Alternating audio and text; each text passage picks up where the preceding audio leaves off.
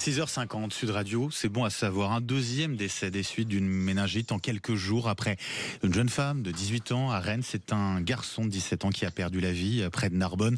Plusieurs dizaines de cas contacts ont été identifiés. Docteur Roger Rua, bonjour. Bonjour. Et merci d'être avec nous sur Sud Radio. Vous êtes médecin généraliste. C'est important de faire de la prévention. C'est important en ce moment de faire de la prévention. Et d'abord, de dire de quoi on parle précisément. Pour ceux pour qui ce n'est pas clair, pas très clair. Une méningite, c'est quoi exactement, docteur ? Alors, une méningite, c'est une infection donc des méninges. Les méninges étant le tissu protecteur et nourricier du cerveau à l'intérieur du crâne, qui est très vasculaire et donc qui est très sensible aux infections. Et donc, comme toutes les infections, on a affaire à des infections soit bactériennes, soit virales, et ce qui donne ensuite la maladie méningite, dont les principaux signes sont maux de tête, fièvre et puis altération de l'état général. Ce sont des symptômes presque assez classiques qu'on pourrait confondre avec toute autre maladie ? Oui, bien Docteur. sûr. C'est un problème évidemment de diagnostic. Ça, c'est au médecin de faire le diagnostic. Mais les signes d'appel sont souvent donc fièvre, maux de tête, nausées. Avec une maladie qui peut être mortelle, je le disais, avec ces deux décès récents. C'est quoi le taux de létalité de taux de mortalité pour la méningite, docteur ?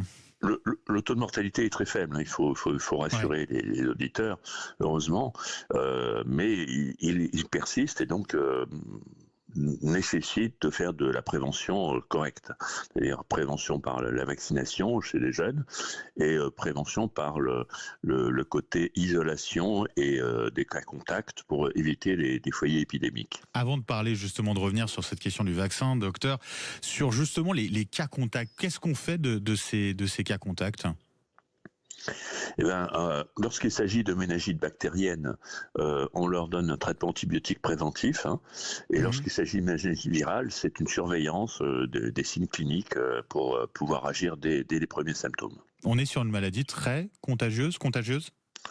Oui, on est sur une maladie contagieuse parce que pour ce qui concerne les méningites d'origine virale, ce sont des virus qui sont très aériens, transportés, et donc pour les bactéries c'est un peu moins contagieux, mais c'est aussi, disons, pour les cas contacts, une possibilité de contracter la maladie, donc il faut avoir ce traitement préventif. Depuis le 1er janvier, donc, il y a un vaccin obligatoire contre la méningite pour les nourrissons, un nouveau vaccin. C'est un vaccin efficace ? Quelle est l'efficacité de ce vaccin aujourd'hui ? Alors, oui, c'est un vaccin efficace. Par définition, s'il est mis sur le marché, c'est qu'il doit être efficace. Oui. Donc, il est efficace à près de 85%. Donc, c'est vraiment très, très important. Et donc, ça justifie totalement l'obligation de vaccination. Oui, obligation de vaccination pour les nourrissons. Qu'en est-il de nos enfants, de nos adolescents ? Est-ce qu'il faut les faire vacciner ou pas ? Quel est le conseil que vous donnez là-dessus, docteur ? Alors oui, si on peut, pour les jeunes adolescents, après l'adolescence c'est beaucoup moins, important, mais effectivement, si les parents sont d'accord, il vaut mieux vacciner les jeunes de 8 à 12, 14 ans. Est-ce qu'on sait à peu près le nombre de cas qu'on a chaque année en méningite ? Est-ce qu'il y a une évolution du nombre de cas ou pas ? Oui. Ouais. Il y a plusieurs dizaines de milliers de cas chaque année, on en parle peu parce qu'ils sont traités et heureusement ça se passe bien, on ne parle malheureusement que des décès, mais il y a beaucoup de cas, donc ça justifie pleinement des mesures préventives. Oui, avec des autorités sanitaires qui savent comment réagir bien évidemment dans ces cas-là. Docteur Roger Rua, merci d'avoir été avec nous ce matin sur Sud Radio, c'était important de faire ce point-là et ces rappels avec vous. Très bonne journée.